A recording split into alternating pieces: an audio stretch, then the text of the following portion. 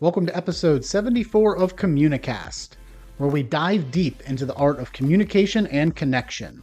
I'm Scott D'Amico, president of Communispond, your go-to source for honing your communication skills. In this episode, I'm thrilled to bring you a conversation that could transform the way you build relationships and lead with empathy. My guest is the legendary Richard Weylman, a Hall of Fame keynote speaker, customer experience visionary, best-selling author, and former door-to-door salesman who's seen it all. Richard shares his wisdom on why being caring, kind, and truly thoughtful is the key to creating a culture where people thrive. We'll explore the secrets to building lasting relationships and why focusing on people is more critical now than ever. If you're looking to elevate your communication game, this is the episode you don't want to miss. Let's jump in. Richard, thank you so much for joining me today. Scott, just great to be with you. Thanks for the invitation, brother. My pleasure. Really looking forward to our conversation. And before we jump too far into it, why don't you tell the listeners just a little bit about you, your career journey, and the great work that you're doing today? Well, that's very kind of you. I'll be very brief. I was an orphan. My mother died when I was 5. My dad died when I was 6, and I lived in 19 foster homes. Went to 11 different schools, so really set the table for me. When I got into sales, my first sales job, the guy said, now, the disadvantage of this is you're selling cookware door to door. You're going to spend a lot of time in strangers' houses. I'm like, I've been living with them my whole life. I don't see this as a real issue. So that really began, I guess, as you describe it, as the journey. But I sold cookware, encyclopedia, cemetery plots, family Bibles, industrial laundry supplies door to door, worked for Xerox, ran their billing department for a number of years, decided I wanted to get back as an entrepreneur, got involved in a variety of businesses, built the third largest Rolls-Royce dealership network in the world.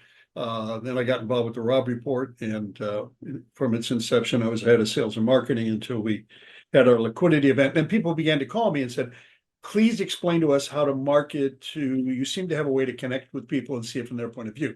So I thought, well, I'll do this for a few months. So here we are, 30 years later, and I've really blessed to have a great consulting team of coaches that works with me, that part of my organization. I speak at a lot of conferences all over the world, and got inducted into the Professional Speaker Hall of Fame. Thank you very much. But my focus has been to really help companies and individuals understand how to connect with the consumer. I've done a lot of work fostering that relationship between, let's say, a company or a professional and their constituents and or clients, prospects. I got inducted last year into the Customer Experience Hall of Fame for the work that we've done with many, from the NFL teams to fast food chains to hospitality to financial firms all over the world. So it's been a real blessing to have this journey. And I've written several books, both of which were international bestsellers, but this recent one I just came out with, 100 Proven Ways to Acquire and Keep Clients for Life, just came out in March, and it's already #1 on Amazon and marketing and customer behavior. So I'm just grateful that people are able to pick up some of the things that I've been able to glean by talking to consumers and talking to individuals about what do they really want in a relationship, what do they really want to be able to do business with us on an ongoing basis, and to really retain their business. So to be able to have those conversations and then codify them and then bring them to the marketplace in the form of this, my latest book, it's just a real blessing to me. And to speak at conferences all over the world is, it's been a joy. Is that helpful?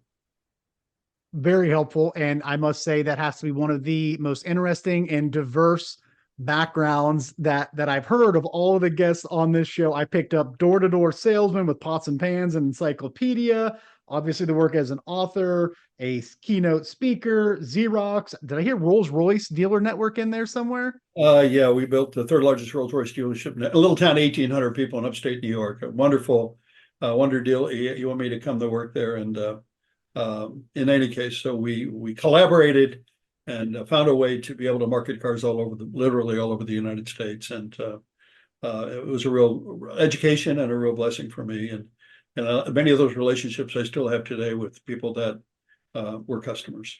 So thank you. Oh, that's fascinating. And especially growing up, my dad sold cars for 33 years. So growing up around the car sales industry and the car dealerships, that's always something near and dear to my heart. But Right. something that you mentioned in all of that that jumped out was understanding the other person's point of view, understanding their perspective. For me, that's a hallmark of a great communicator. So when you hear that, when you hear the term that somebody is a great communicator or they have really strong communication skills, what's the image that comes to mind for you, Richard? Well, it gets tossed around a lot, great communicator, and you're exactly right, Scott. What does that really mean? Well, instead of, let's say, me cooking up, here's what I think it means. What I've done is talk to the consumers and say, how do you define a company that communicates well? How do you define an individual that communicates well? And interestingly enough, an awful lot of education is done. You have to have good listening skills, pay attention, and those are important. But you know what the consumer's looking for? Four things. This is how they define it. We want somebody that cares enough to find out what we really need and why we're on the phone, or why we're in the office, or why we're in the store, or why we have a problem. Well, okay, that sounds simple, but it's not enough to be a good listener. You got to care enough to find out what's really going on. That's really the summary point. Second thing they're looking for is somebody that's kind, that'll go the extra mile, do the extra thing by listening to that which it is that they want, that you're going to say, okay, we don't normally do this, however. Oh, I'll give you an illustrative story here in a moment if you'd like. I was speaking in Nashville at a large conference in November, and about, I don't know, 1,200, ballroom full, 1,200 people. Anyhow, I told a story about Chewy. I said I was talking about elevating the client experience to build delighted advocates. That was the message I was delivering in the keynote. And I said, by the way, I saw on LinkedIn this morning, this woman posted about her cat that she had standing order with Chewy for cat food every month. And here we are in November. She got the order. She called Chewy and said, I need to return the order. My cat has died. The rep at Chewy said, absolutely not. You cannot return that order. Donate it to the shelter. We'll give you 100% credit on my bill. The audience goes, wow. I said, but that's only half the story, because this customer service rep went the extra mile and was kind. And the reason I know she was kind, because the woman then posted 3 days later, she got a bouquet of flowers and a condolence card from the rep at Chewy. And at that instant, Scott, this woman stood up in the middle of the audience, held up her phone and said, that was my cat. I posted that this morning. Wow. I just stopped right there. I said, ladies and gentlemen, what does this tell us? And the whole room starts chanting, we're switching to Chewy. So there's the answer. So what do they want? Well, somebody cares enough, somebody that's kind enough. This rep went the extra mile. I think we'd have to acknowledge that. Okay. They're also looking for someone that is thoughtful. And what I mean by, what does that mean? Thoughtful. That means that they really come up with maybe creative solutions. How would that be? Maybe put it in that context. In other words, they're not following well, there's 3 ways we can do this, but let me tell you what I think is best for you, Mrs. Wilson, is the approach they want. And then the key to the whole piece, those 3 things, kindness, caring, thoughtfulness, the way they look at a good communicator is someone that's empathetic, that sees things from their point of view. Stephen Covey talked about this. Now, I'm not going to get the quote exactly right, because it's not like I'm carrying it around in my head, but I can give you the context. It basically is when you demonstrate empathy, it reduces defensiveness, opens people up to creative solutions. So with that understanding, as people began to tell me, when I said, what is a good communicator? Oh, well, we want somebody that's kind and thoughtful and cares enough and is empathetic enough to take their time to find out what I really need and want. And I could think of the Covey quote. I'm like, unbelievable. And I think of Sybil Tehar, who's, kindness activist. And she said, your kindness is remembered long after your title is forgotten. So I think that gives us, how should we say, a path. And that was the premise of the new book I wrote, because I began to interview people and ask about these things. And the things that people would tell me, well, if you would do this, if you'd sign your emails this way, if you'd greet me this way. And I'm like, oh my God, anybody could do this. And it's not just about communicating, it's relationships. Relationships drive revenue, right? Is that helpful? Very helpful. So you have to care, you understand what's important to them, be kind, be thoughtful, be empathetic by understanding their point of view.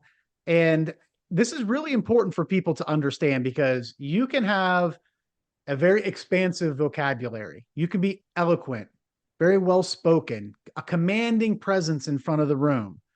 But if you don't demonstrate that empathy, you're not focused on what's important to your audience, you're not thoughtful, you're not caring, the message is not going to resonate well. So oftentimes when we hear of these communicators, it's the person, up on stage that's very energetic and can capture the audience's attention. But in all reality, the day-to-day nuances of communication truly are encompassed by those four things. Spot on. Yes, and you're right. You mentioned being on stage. I mean, I get plenty of requests to speak, and it's a blessing to get those invitations. But occasionally somebody said, "Oh no, we don't need to have a call. Just come in and talk about marketing or talk about elevating the client experience." And I'm like, "No, I don't. You can't buy Program 103. It doesn't exist. I want to have a conversation with the individuals that are involved in the leaders of the organization, let's say, so I can get a sense of, number one, what are the real issues, but most importantly, the message has prescriptive tactics that audience can first use, and secondly, are inspired to want to use." So you're right. It's not just enough to be good on a stage. I mean, that's important. I mean, I'm like, I want to negate this, but I think, and it's not just about speaking to an audience.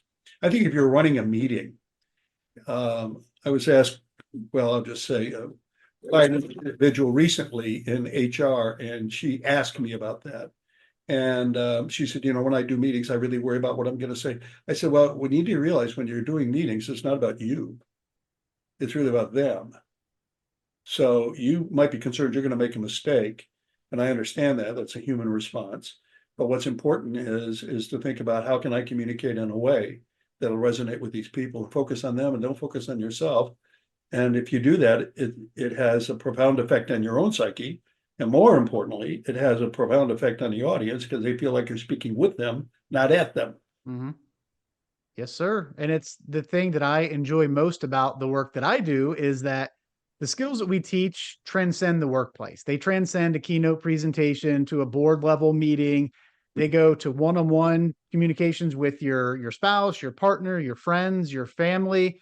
Every interaction that you have, communication is involved in that, and it can help to make your life that much more meaningful and that much more enjoyable if you really can truly connect with people, build relationships. So for me, that's what kind of gets me energized and going every day.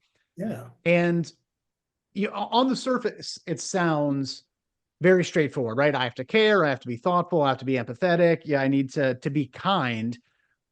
I would say that I want to say maybe not rare, but not commonplace in the workplace today. So we think about those from perhaps a skill perspective, or how do you get people in your organization to act in those ways? What are you seeing as you're talking with clients or meeting with folks about how do you get to a point where, whether it's customer service, sales, or ideally leaders, that are communicating across those four strategies? Incredibly brilliant question. Thank you. This is the core. And, I've had the privilege of working with all kinds of organizations I mentioned earlier, from NFL teams to, a long list, all different types of industries, fast food, hospitality, et cetera, financial. Here's the key. The key is that people tell me all the time, well, it's hard to get people to adopt new ideas and do this, do that, do this. Well, what's really is difficult is people have a hard time adopting something if it's not clear what the vision is. So if you want to reset your organization and really build shall we say, a culture that's really focused on, we're going to get better and we're going to deliver a better experience for our clients and our customers and each other, then every single one of us needs to have a vision statement, one sentence of what the experience that you want your customers or clients to have with you and your employees and you and your team. One sentence. What is the experience? Because they're going to have an experience, and you're the one as the leader to decide what that experience is going to be. Example: Freddy's Steak Burger and Custard, small chain, great steak burgers, wonderful custard. We worked with them specifically. They had a great, how should we say, mission, which was great steak burgers and custard delivered in a fun environment. Well, that's a good thing. But what we want to do is elevate the customer experience. So now it's not just great steak burgers and great custard, but it's delivered with gracious hospitality in a fun environment. And they just won the National Restaurant Award for the best fast casual in the United States. They beat everybody. Steak Burger, Culver's, Smash Burger, everybody. They crushed them on repeat sales and profitability. Why? Because that gracious hospitality, and the entire team talks about it every day. They have a thing called rituals. So today, I do the same thing with Ritz-Carlton. If you go to a Ritz-Carlton, we have rituals. Everybody gathers in the morning. It's called the morning gather. The manager on duty gathers the staff. This is everybody on premise. And they say, okay, today, remember, we're going to be ladies and gentlemen, serving ladies and gentlemen, and we're going to deliver a wonderful experience. So what today are we going to focus on? Today, we're going to smile and be friendly to everybody. Everybody ready? We're going to smile and be friendly to everybody. And that's the ritual. And the next day, it's going to be, we're going to say good morning, good afternoon, good evening. Now, what's amazing is every Ritz-Carlton in the world does this. But what's really amazing to me is if the manager is late coming to the gather, the staff won't leave until they know what the ritual for the day is. That's how ingrained in the culture it is. Now people say, well, I'm not running a Ritz-Carlton or a fast food. Okay, well, I got a little printing company in Port Charlotte, Florida.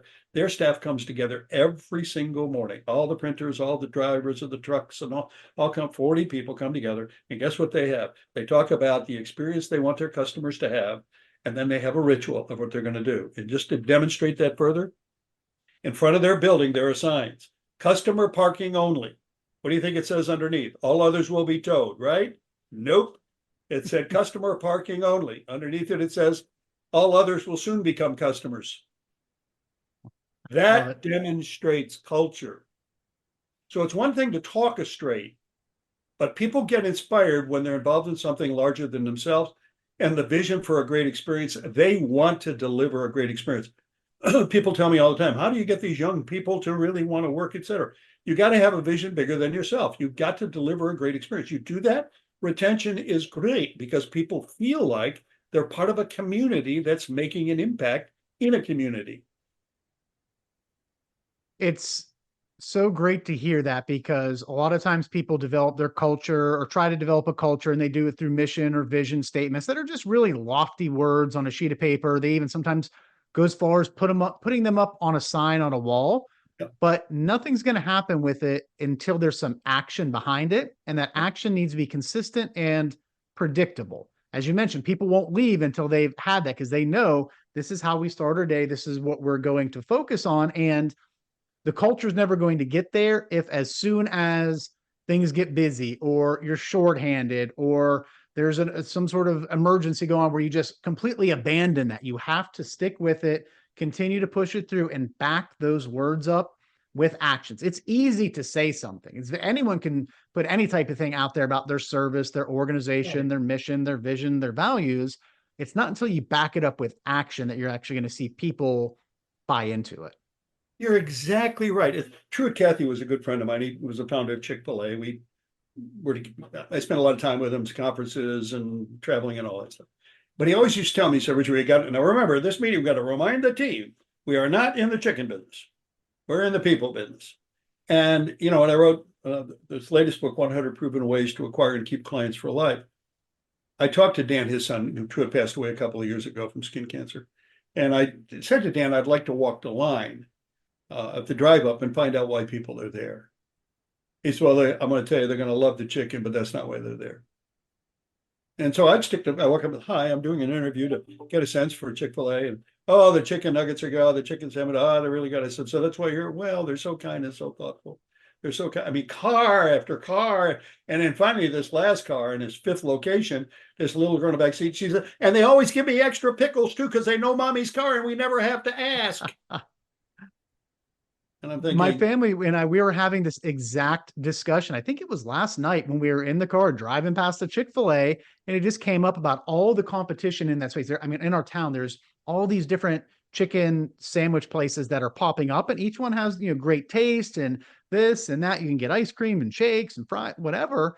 But it really came down to, at Chick-fil-A, you're going to have amazing service. They're going to do their best to get you through as quick as possible. Yes, the food is going to be good, but you're going to be greeted. They're going to talk about what a pleasure it is to serve you. And you just know you're going to get that. And you do not get that at every other fast food place. Oftentimes, you're treated as a burden at some places when you show up. They feel burdened that you're there to try and purchase something from them. So That's absolutely that exactly consistency, right. that predictability and culture. Right. And the reality is you have a great experience at Chick-fil-A. That's what it is. They give you Mm-hmm. I mean, service today is, I mean, let's tell the truth, it's a minimum expectation. I mean, if you go to anywhere and the fries are cold, they're going to replace them. So it's not just Gucci, Pucci, and Fendi that got to give you service.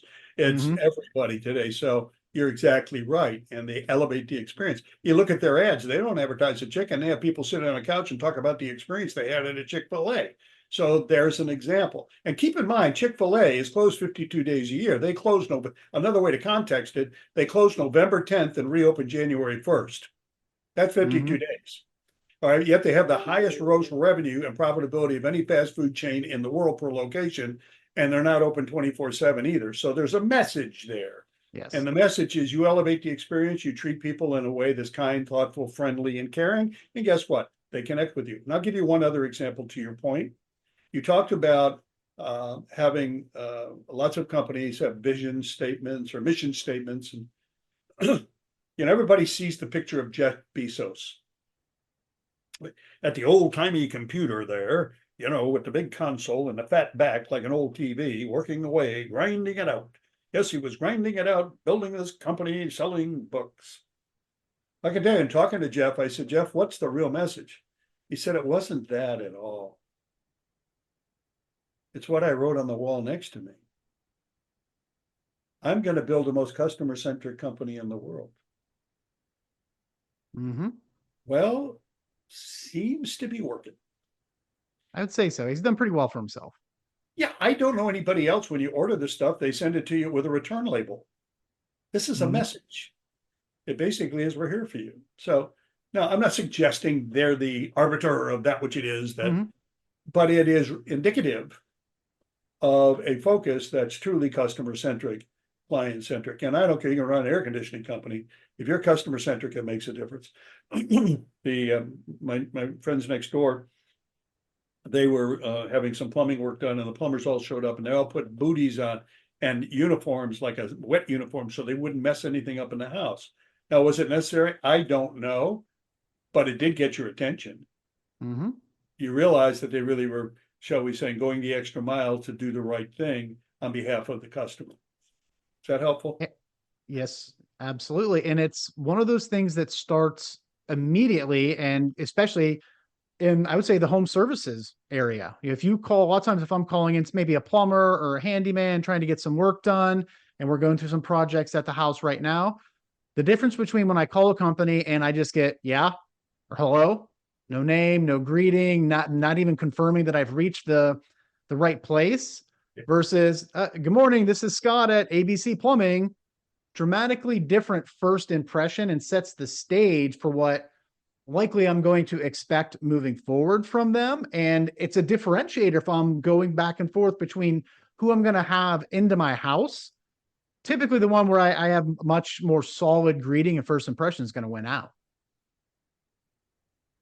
Yeah, you're exactly right. I mean, if you think about the service industry or any industry, it's that ability to, again, sit on the consumer side of the table and say, what would really work for them? Well, you want good communication. You want somebody to be warm and friendly.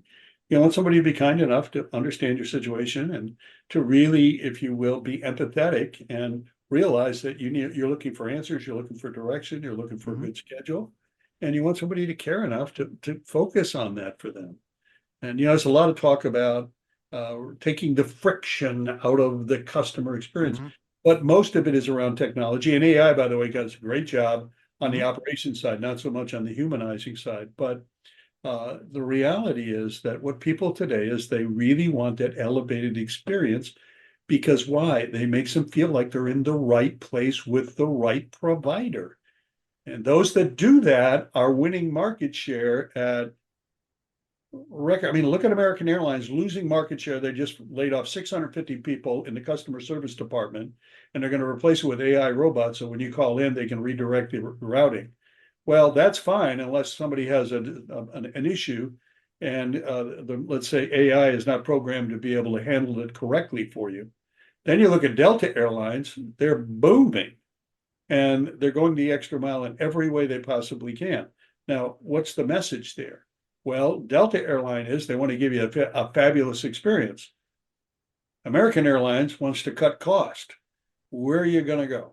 Mm-hmm. It's the thought.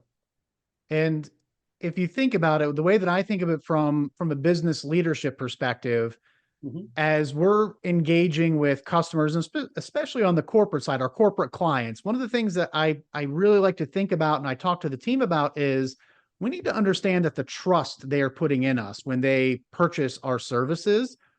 And number of occasions, it's likely that the person that's partnering with us, purchasing our service, they're putting their professional reputation on the line, potentially can be putting their job on the line if this initiative does not go well, if we don't get the results that we're talking about. Same thing, if you're a service company, people are inviting a stranger into their home, so they're likely going to have concerns. If you're traveling, you're literally putting your life in someone else's hands. So start to think about from a customer standpoint, what are they trusting you with? What risks are they taking on by working with you? And then start thinking about how do you put those concerns at ease? Well, that's exactly right. Exactly right. Spot on. And the more they personalize and humanize, the more comfortable we are, the more we want to continue. And what really happens is I did a spot for a major network yesterday on this topic of how satisfied are satisfied people. Well, the challenge is satisfied clients or customers are loyalty neutral. About 20 to 30% of them Mm-hmm. shift providers for a better experience. So because partly again, because service is a minimum expectation. So the goal should not be to have satisfied customers. The goal should be to have your customers become delighted advocates, emissaries, if you will, into the marketplace, ambassadors of your brand. So because word of mouth is really the driver of business today, it outperforms all other type of marketing. Word of mouth. People call it influencers. Well, the real influencer is the last house you worked with, the last customer you took care of, the last client you served. And if they had a wonderful experience, they will tell others. That's what an influencer does. Yeah. So it doesn't have to be some star on Instagram. It's just that individual in the neighborhood who said, you need that? Here's who I'd call. That's what really drives the business, are the delighted advocates.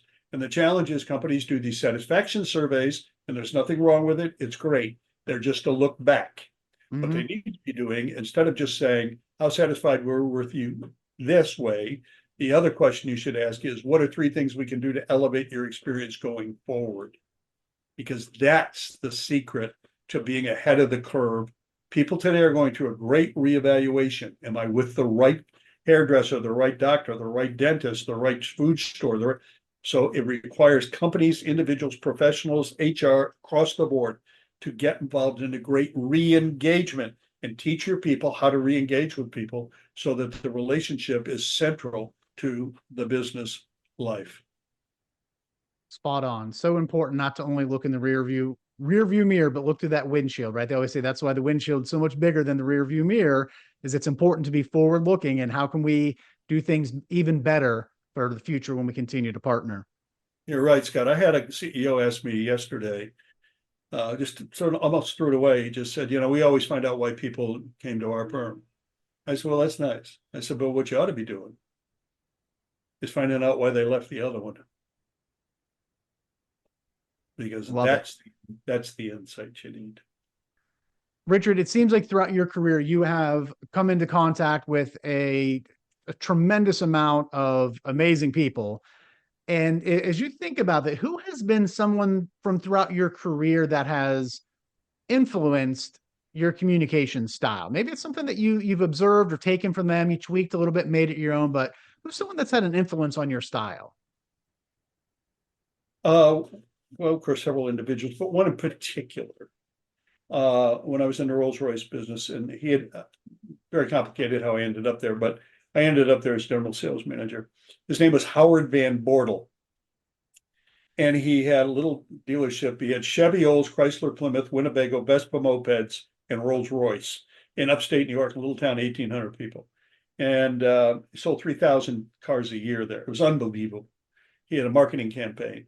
But he had long black hair. He's about 6'4", wore a fur coat year round, very eccentric individual. But his ability to sit down with someone that was struggling or that wanted to maybe buy a new car or buy a house. I mean, people would come to him and say, Howard, I want to buy a new house. I don't know how we can afford it. And he would sit down and he would demonstrate the very things I talked about. I didn't know it at the time. Mm-hmm. He was always caring. Well, okay, well, all right, Scott, now walk me through what your thoughts are. And Scott would talk for 20 minutes. He said, good, now, how do you think maybe we can solve this? Is there some solutions? I mean, it was just that guy. And he became a legend in the automotive industry and ended up after he got out of the business, so to speak, traveled all over the country, helping other dealers to be better listeners and more centric to their customers. So Howard had a great impact on me. His daughter is one of the largest Subaru dealers in the world. I knew her as she was a little girl. She'd come to the dealership and she'd just sit there and listen to me on the phone, or she'd watch us in the dealership, or she'd say, Dad, why is Richard saying this? Or Richard, why is Dad saying that? And now her name is Kitty Van Bortle. She's got Subaru and Ford and others. Now, why do I tell you that? Because the impression that someone who is a good communicator, to your question, has a profound influence and impact on the lives of other people. And that really becomes the legacy that they have. It certainly has had a great impact on my life. And I know it has on Kitty. I've spoken to her obviously since. And she does Subaru ads now because she's committed to giving back to the community. Has done a brilliant job. But I can see your dad in all of her lines because that was the impact he had on her. And I think as you do this enough and you meet with enough people and you work with enough clients and you go through this process of really, caring and understanding how you could potentially help and being thoughtful and being empathetic, understanding their point of view, you're going to come across folks where you're not the right person to help them. We have clients come to us, and I'll say it, as hard as it can be to do, especially if you're in a sales role, to turn a client away when you're not the best fit, I will say is a great way to build those champions. If you're saying, you know what, based on what I heard, I don't think we have something that's right for you or the best for you right now, or we're not going to achieve the results that you want, but here's what you could do, or here's some things that you could do. Here's someone else that you can talk to, is a great way to build fans. We've seen that time and time again where we can't help somebody, we point them in the right direction, and they ultimately end up referring people to us that we can help. Oh, you're exactly right. And, the reality is either you're transaction oriented or you're relationship oriented. And if you're relationally oriented, it makes a difference. And I'll give you another thought here. One of the things that we do with a firm, let's put the shoe on the other foot. I'll give you an example. I spoke in Chicago at a meeting in January, and the CEO got up, theater, it was in a theater that he had rented, big deal there. Anyway, and he said, before I bring our speaker up, I want to read a note that I received from him 5 years ago. And the note said, I won't mention his name. I'll just say, Dear George, I'm disappointed we're unable to work together now. I look forward to serving you in the future. Always feel welcome to reach out. And he said, 5 years ago, I couldn't make it work on his schedule.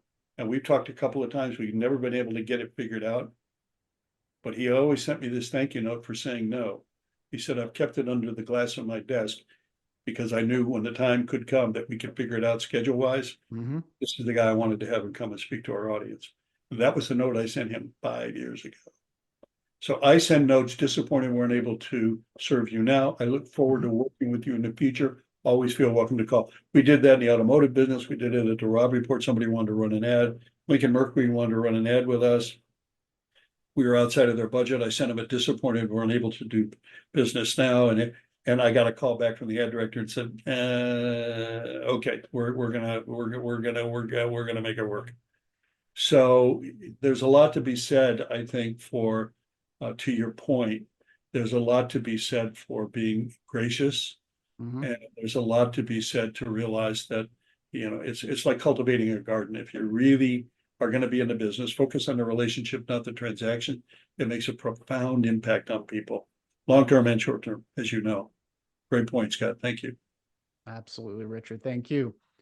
As we're wrapping up here, what piece of closing advice would you have for folks listening to this, really just in general, around the importance of developing these skills and taking the approaches that we talked about today, what types of impact can they expect to see if they really do invest the time and energy in this? Well, I mean, I can give you many, many statistics, et cetera. I'll just give you an example. We worked with an NFL team, built a new stadium. And I sat down with the entire team and I said, okay, how do you send out your tickets? And how do you send out your communications? And they would say, we're just following up. Don't ever tell people you're following up. Tell them I've identified a couple of additional steps to help you get the season tickets that you want, because adults want steps.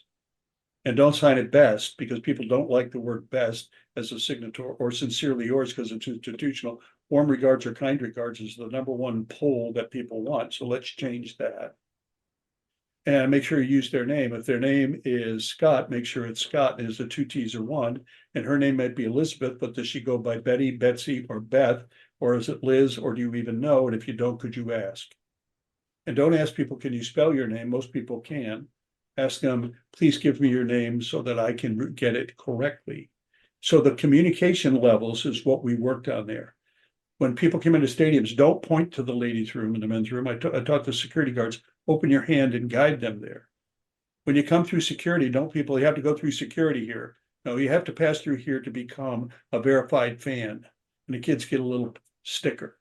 And in the suites, we audited the stadium, and then all these suites they're selling for hundreds of thousands of dollars. I said, there's not one recharge cord in any of those suites. Now, if I show up with my device, I want to be able to plug in while I'm there.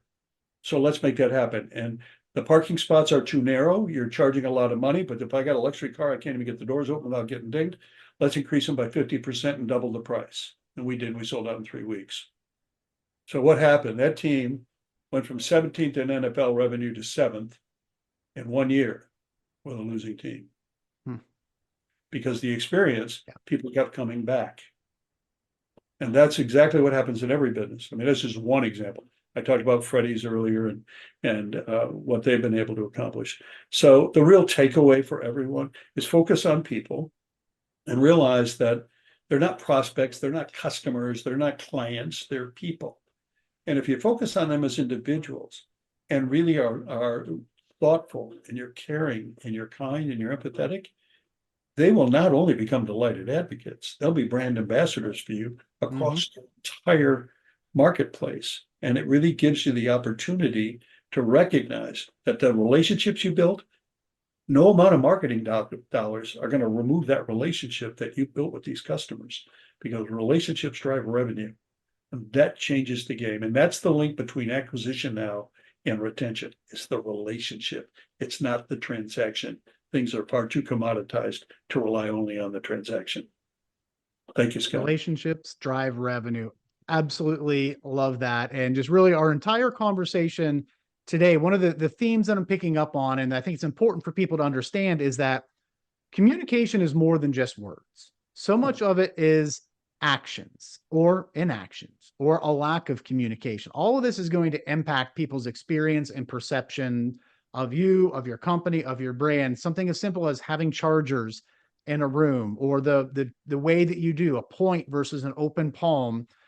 All these little things add up. So it's really important to start to think about all the different ways that you interact with your current customers and potential customers, and start to find what are ways I can make this X% better. And you start to take all those little micro changes and they make a huge impact.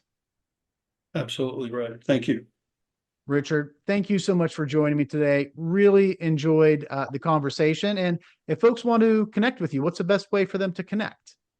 Easiest way is you can go to my website. Let's make it really easy. It's Richard, traditional spelling, Richard, last name, Weylman, Weylman, richardweylman.com, Weylman.com. And there, lots of things.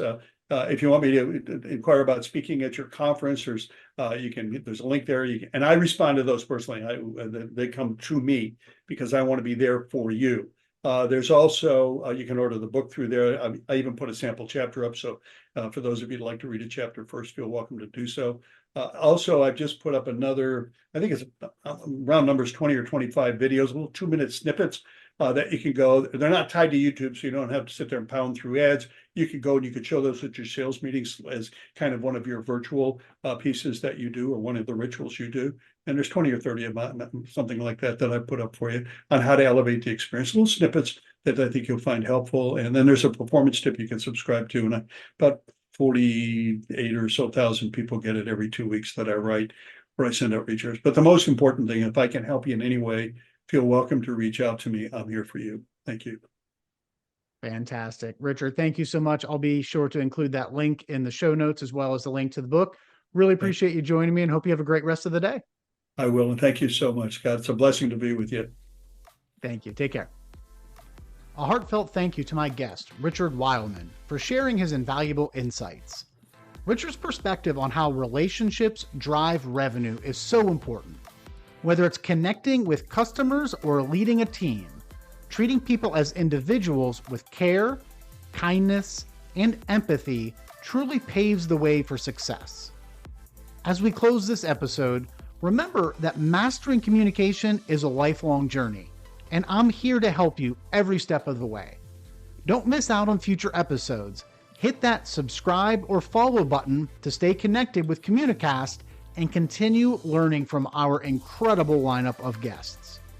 If today's conversation resonated with you, I'd love to hear about it.